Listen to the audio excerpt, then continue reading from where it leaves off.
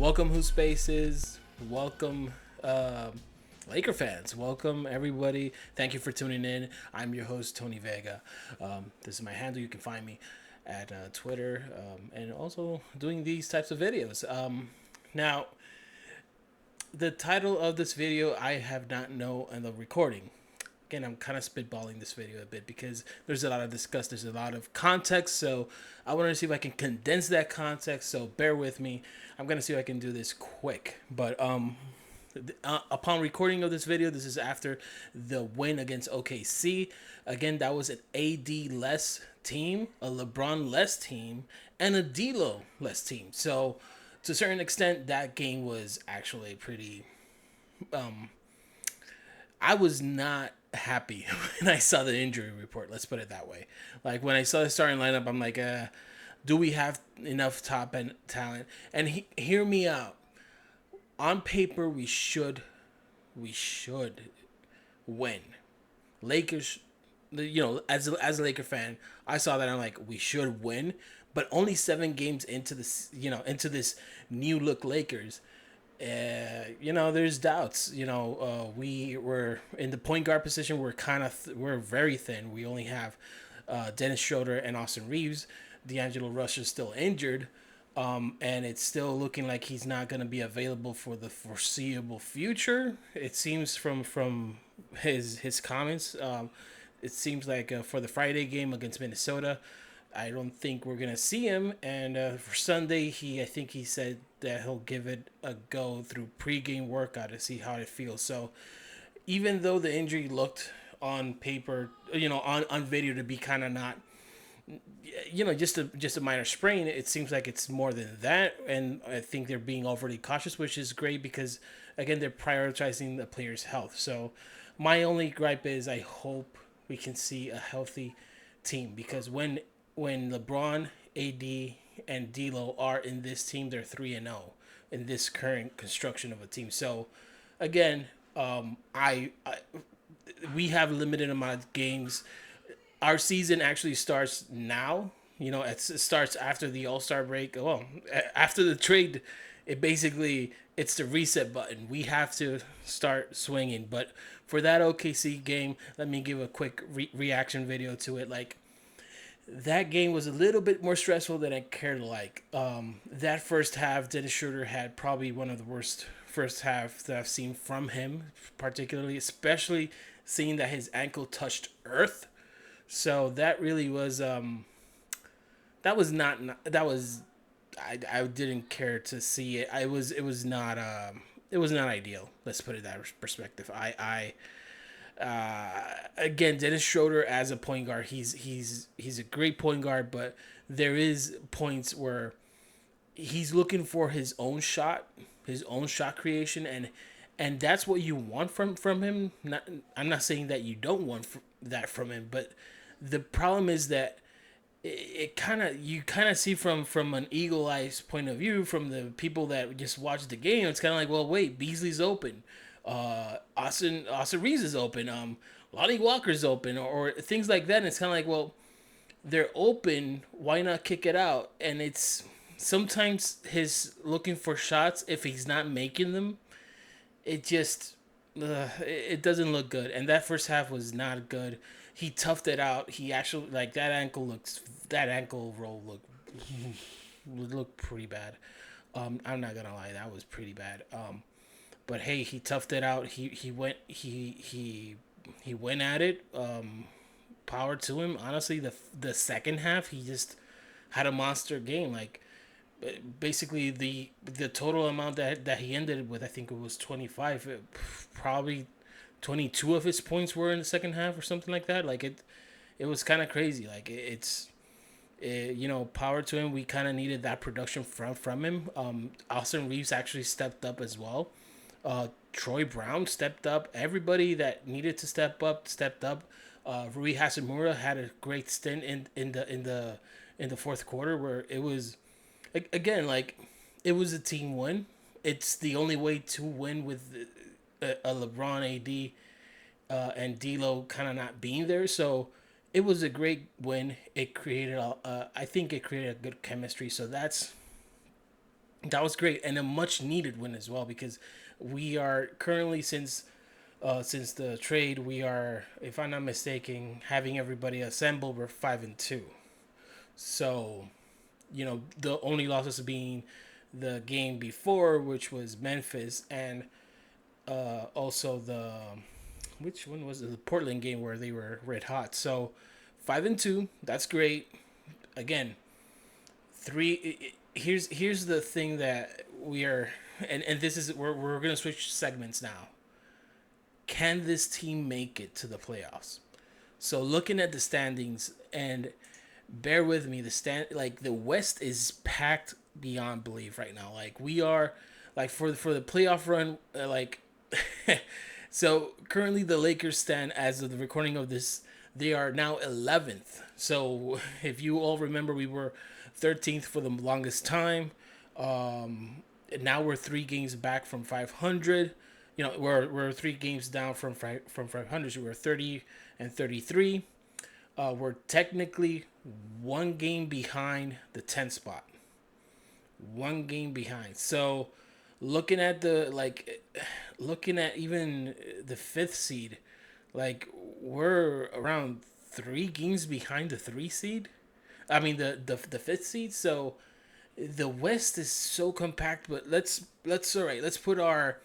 I got my Lakers hat on, but let's just see in terms of realism. Like let's just talk realistic. And for those that follow me on Twitter, you would see that I was on the energy of we're gonna win every single game, only because I wanted to have a statement of what this team is as a championship. Like this team, like for me, it's championship or bust.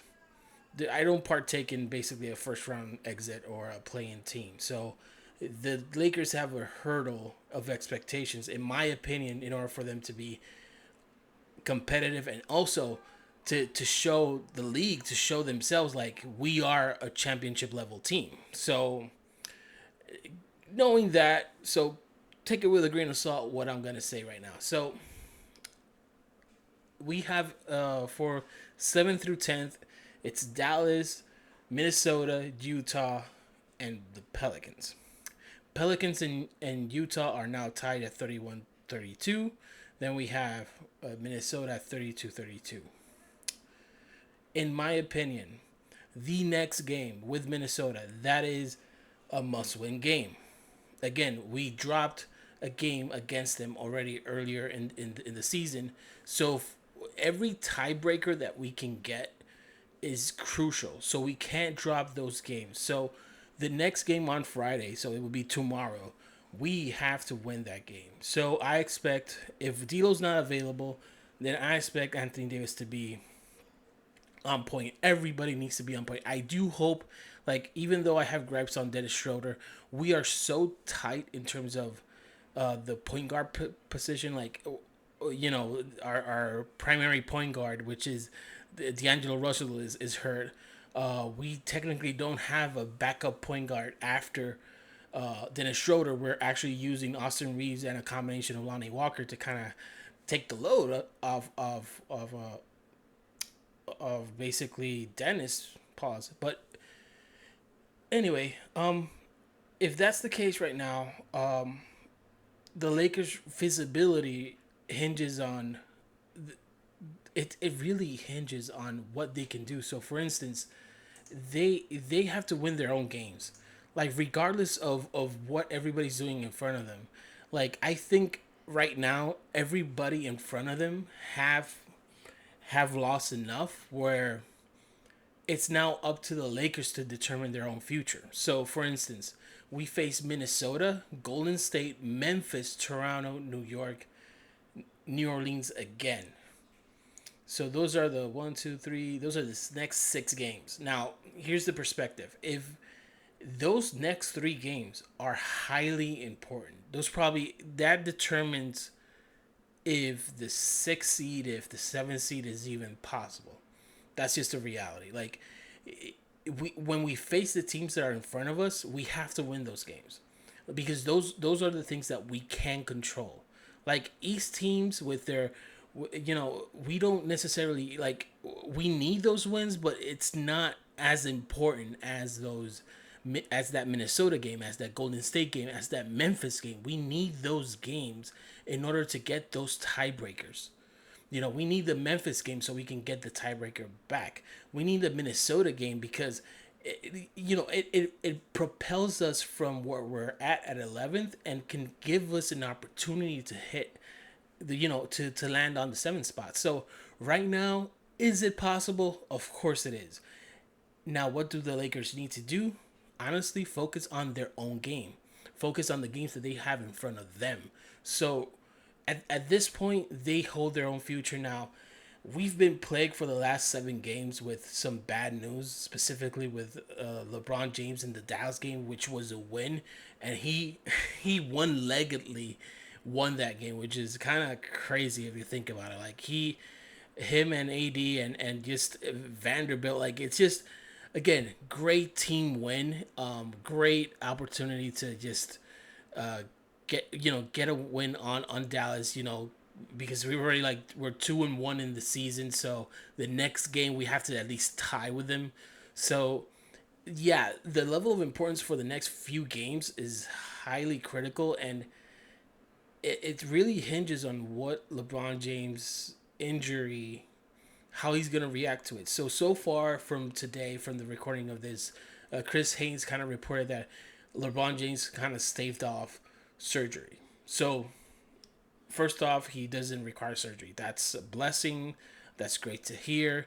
I still think that LeBron James has a lot of life, basketball, like his career. He still, I think, still has a lot left on the tank. So I do expect him to be back at some point. It seems like it's 2 or 3 weeks. Now, projecting 2 or 3 weeks, looking at the schedule, we're March 2nd. Let's assume it's maybe he would be back for the Oklahoma City game. Likely, maybe April, which would be Houston game. Again, those are nasty games. I'm not gonna lie. Like we have some games to win. Like people don't understand that the schedule that we have currently, like we have our next, if I'm not mistaken, it's 5 games are at home, which is a great benefit. That's great, but then and it's more leaning towards a at home stands. So it's great. We have a season end road trip again. So it's and like I'll be upfront.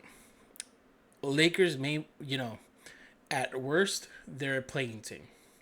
At best they're a 7 seed or 6 seed.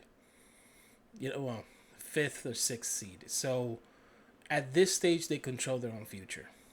Now, in my opinion, I believe that from what I've seen, Darvin Ham needs to do better. Every single role player has to held himself accountable. Basically, we have to condense training camp. We have to condense 60 games worth of a season into the last stretch of 20 games for this team to try to gel. So it's a tall task. It does not help when LeBron James is experiencing injury, when AD is getting rest days. Like those things do matter. And I do hope that they figure it out, because currently, in my opinion, it's a 50-50. It is a 50-50. So let's see what happens. On to the next one. So far, D'Angelo Russell won't be there for the Minnesota game. It's gonna be in crypto, so that's gonna be fun. Yeah, it's the next man up approach. Austin Reeves has stepped up. Lonnie Walker. It's great to have a player of Lonnie Walker's caliber just as a third string. That's amazing. We still have that 15 spot roster, so I do hope we can do something with it. Because right now, if LeBron James is out, probably add some depth, probably add some point guard. Goran Dragic is available. I think there's more players out there. I mean, John Wall. If you want to take a crack at a third stringer, why not? I guess at this point, but just take a crack. But anyways, I do appreciate everybody tuning in. I do appreciate those. If you do like this video, please like, share, and subscribe. And yeah, appreciate everybody here. Have a good one, everybody. Peace and take care.